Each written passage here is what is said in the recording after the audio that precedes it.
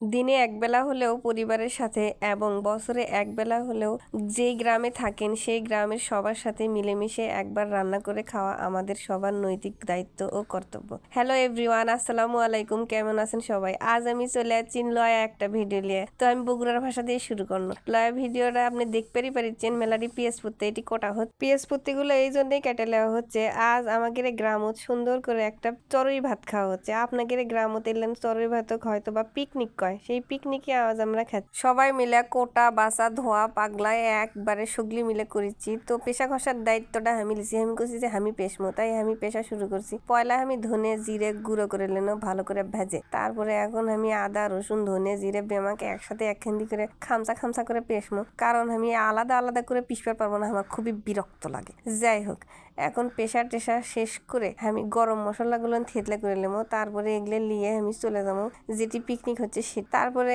আমি পিষতে পিষতে হঠাৎ করে যেটি পিকনিক হচ্ছে সে থেকে দূরে বাচ্চা ছোলক পাঠাচ্ছে চাউল আর ডিম আদায় করার জন্য। ও আপনাদের তো কয় হয়নি যে আমরা পিকনিকত কি কি আন্দা আয়োজন করেছি। আমরা পিকনিকত আজকে আনছি ডিম বিরিয়ানি, মুরগির গোস্ত ভুনা, তারপরে বুটের ডাল দিয়ে গরুর তেল দিয়ে আন্দি। যাই হোক, আর ডিম আদায় করবে যাচ্ছে, তাই আমি ডিমগুলো ওকে ঝোলার মধ্যে দিয়ে দেন, তারপরে চাউল দিয়ে দেন। এখন আমরা চলে যাবো পিকনিকের প্রধান স্পটত। সেটি দেখেন দোস্তুর হারে পিএস প্রত্যেক গোস্ত কাটাকাটি চলিচ্ছে।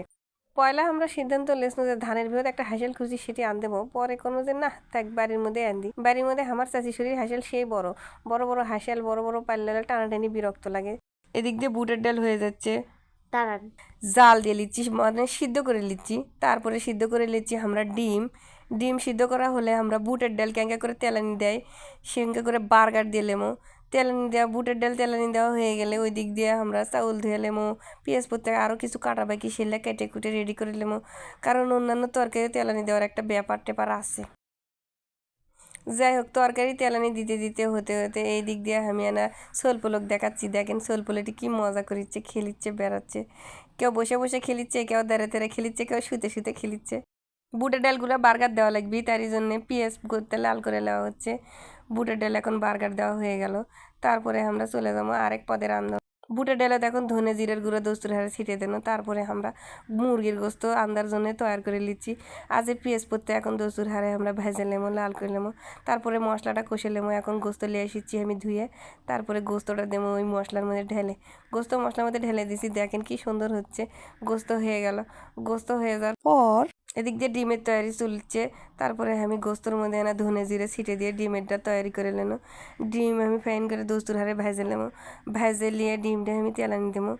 ডিম তেলানি হয়ে গেলে ডিম ফাইন করে পেঁয়াজ দিয়ে দোস্তুর হারে বিরিয়ানি করবো, বিরিয়ানি করে তারপরে আমি নামাবো। এখন আপনাদের মনে প্রশ্ন থাকতে পারে ডিম বিরিয়ানি আবার কি? আমাদের এইদিকে ডিম ভুনাক ডিম বিরিয়ানি কয়, বগুড়ার মানুষেরা যে কোনো জিনিস ভাজলে তা কয় বিরিয়ানি। এখন রান্না যেহেতু শেষ, সব কিছু বাইরে বুড়ে আমরা কমপ্লিট করেছি, সগলি খাওয়াচ্ছি, সবাই একসাথে বসে মজা করে খাচ্ছে।